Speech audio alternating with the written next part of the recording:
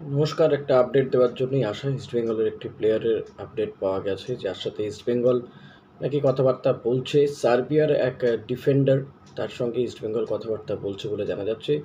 দীর্ঘদেহী এই ডিফেন্ডার, ভালো track record নিঃসন্দেহে। খুব সম্ভবত এক্সট্রা টাইম এই খবরটা ব্রেক করেছে, বাট আমি সোশ্যাল মিডিয়াতে দেখেই তারপর প্লেয়ারটার প্রোফাইল দেখছিলাম, যথেষ্ট ভালো প্রোফাইল। প্রিমিয়ার লিগে খেলেছে, ইউরোপা লিগে খেলেছে এই প্লেয়ারটি। ইভান 30 বছর বয়সী এই প্লেয়ারটি। লাস্ট দেখলাম প্রিমিয়ার লিগে 8টা ম্যাচের মধ্যে 5টা ম্যাচেই ও নেমেছে এবং কোথাও কোনো হলুদ কার্ড নেই। হ্যাঁ, গোলও হয়তো নেই। ডিফেন্ডার, মূলত সেন্টার ব্যাকে খেলেন, সেন্টার ব্যাক বা রাইট ব্যাকে খেলতে পারেন।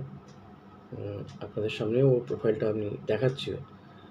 তো আমি বলবো যে যদি এই প্লেয়ারটি হয়ে যায় তাহলে কিন্তু ইস্টবেঙ্গলের জন্য যথেষ্ট ভালো একজন ডিফেন্ডার হবে এবং ভালো সাইন হতে পারে ইস্টবেঙ্গলের জন্য এই প্লেয়ারটি।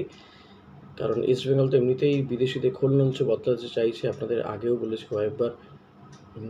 পাশাপাশি স্বদেশীয় প্লেয়ার বা ডোমেস্টিক প্লেয়ারও একাধিক প্লেয়ার সাইন করতে পারে। যার মধ্যে বিপিন সিং তো সাইন অলরেডি করে দিয়েছে, যদিও সেটা প্রি কন্ট্রাক্ট সাইন করেছে বলে শোনা যাচ্ছে। কেউ আবার বলছেন যে না, সাইন করেননি। হ্যাঁ, এটা ঠিক যে সামার ট্রান্সফার উইন্ডো চালু হয়নি তো সাইন করেনি।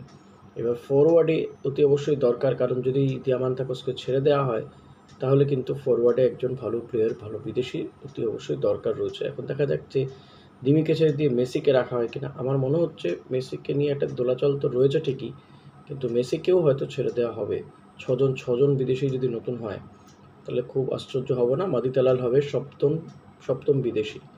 সেক্ষেত্রে আনরেজিস্টার করে তাকে রাখা হবে। তো that will be good team for east Bengal, I hope.